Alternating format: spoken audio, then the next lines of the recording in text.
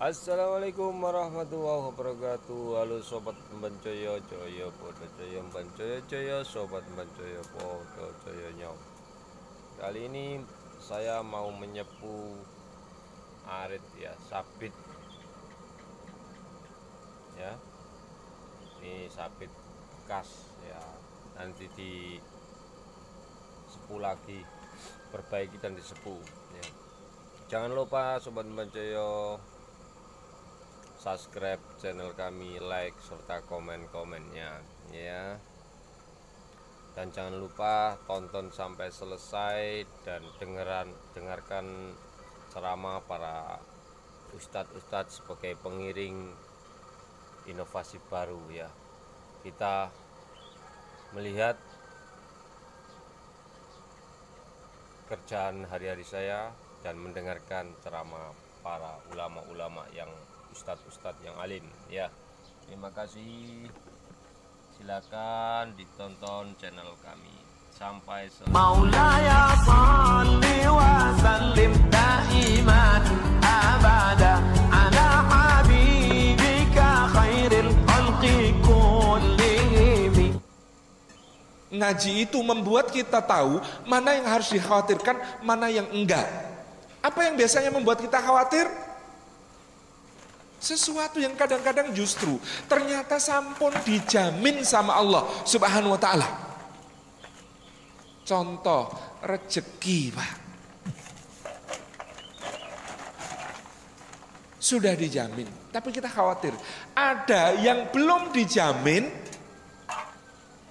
tapi kita nggak khawatir. Contoh, apakah kita masuk surga apa enggak? Itu belum dijamin. Tapi karena jarang ngaji, biasanya lebih khawatir pada yang pertama daripada yang kedua. Nek rajin ngaji kayak Jama'al Ma'ruf nggak mungkin. Pasti wa nazalat alaihimus sakinah. Tentrem, Pak.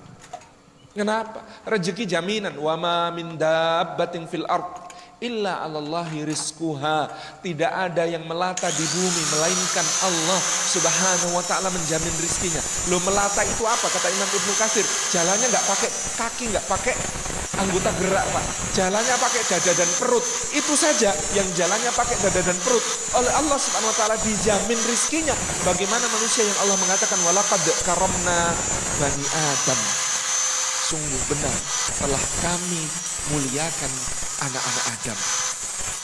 Allah yarham Haji Muqtamid Khalil, guru saya dulu, waktu saya umur masih 13-an tahun, tiba-tiba nepuk-nepuk pundak saya dan kemudian mengatakan, Salim, besok kalau gede gak usah jadi pegawai negeri. Saya kagetnya kenapa, Pak? Bapak saya pegawai negeri, ibu saya pegawai negeri, kakek saya dari ibu pegawai negeri. Saya tanya, kenapa Kiai? Karena pegawai negeri itu rezekinya bisa disangka-sangka, diduga-duga. Ditang-hitung ya semono iku kompensasi. Sementara Allah mengatakan wa may yattaqillaha yaj'al lahu makhraja wa yarzuqhu min haitsu la yahtasib. Orang bertakwa itu rezekinya tidak disangka-sangka, tidak diduga-duga. Jadilah orang bertakwa, jangan jadi pegawai negeri.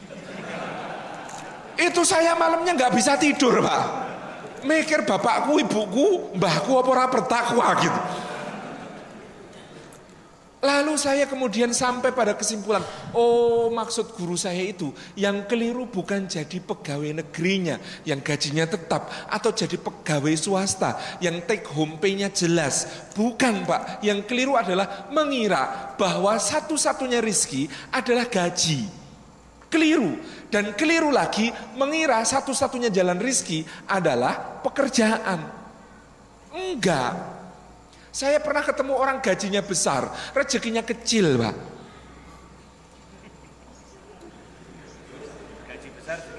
Gaji besar rezekinya kecil. Lawang saya qadarullah enggak kebagian kursi ekonominya Garuda. Ya wis kepeksa mulya sithik numpak kelas bisnis. Duduk sebelah saya direktur sebuah BUMN. Untungnya naik Garuda kelas bisnis itu, Pak, berkurang godaan. Soalnya nggak ketemu pramugari, ketemunya buliknya pramugari. Wah sepuh-sepuh itu kan. Terus itu bulenya itu nyuguh makanan macam-macam, sak tataan gede gitu, hiasannya api-api gitu kan. Saya disuguh itu, tak maem, ngemel saya, seneng gitu. Yang sebelah saya itu nyekeli gelas, kenceng nyekelinya, isinya air putih tok, digelenggang-gelenggang sambil ngeliatin saya tampak cemburu gitu. Maka saya tanya, Pak kok nggak dar, Pak? Nasib dek, loh nasib gimana? Dulu waktu muda tuh saya pengen makan enak nggak kuat beli. Lah sekarang kuat beli nggak boleh sama dokter. Mau makan gurih kata dokter, jangan Pak kolesterolnya. Mau makan manis kata dokter, jangan Pak diabetesnya. Mau makan asin kata dokter, jangan Pak hipertensinya. Mau makan kacang saja kata dokter, jangan Pak asam uratnya. Dan terus dia ngeliatin saya gitu. Saya waktu itu merasa sangat kaya raya, Pak. Rezeki itu bukan soal apa yang bisa dibeli. Apalagi duitnya berapa, gajinya berapa. Banyak orang gajinya besar, rezekinya kecil. Dan banyak orang gajinya kecil, rezekinya kecil.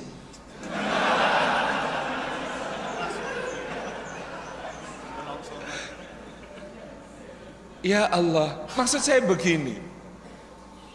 Orang mengira rezeki itu apa yang bisa dibeli, Pak. Saya kenal ada pengusaha rumah makan di Jogja. Omsetnya miliaran per bulan. Tapi kalau tidur di kasur, punggungnya sakit.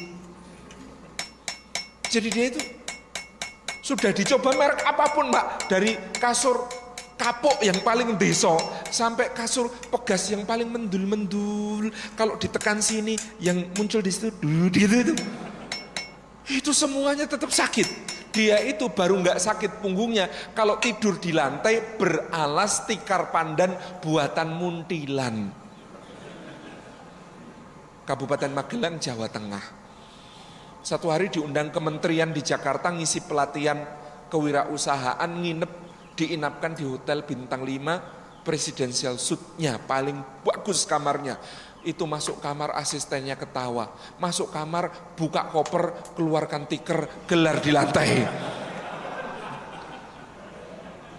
Lalu saya bulan Februari 2014 itu majalah The Economist ada cerita tentang sebuah maskapai penerbangan, salah satu yang terbesar di dunia, punya ratusan unit pesawat terbang di seluruh dunia. Lah komisarisnya itu, salah satu pemegang saham terbesarnya itu punya penyakit psikologis namanya hyperfobia, rasa takut berlebihan terhadap ketinggian.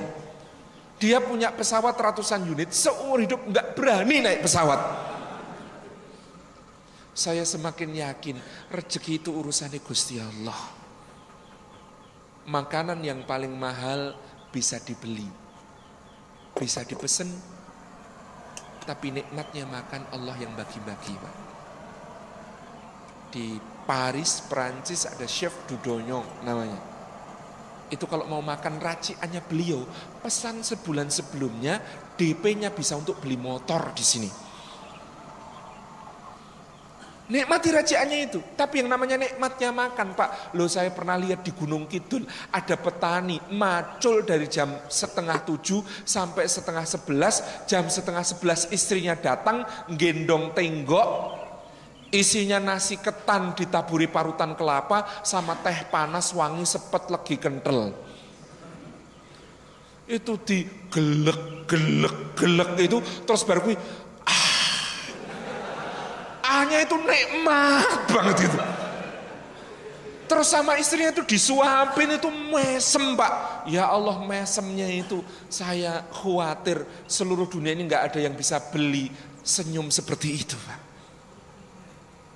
Tuh, nikmatnya tidur itu Allah yang bagi, Pak. Meskipun kamar hotel termahal dengan kasur paling empuk, layanan servis paling premium, ditawarkan hotel Burj Al Arab di Dubai yang mengaku bintang 7 satu-satunya di dunia.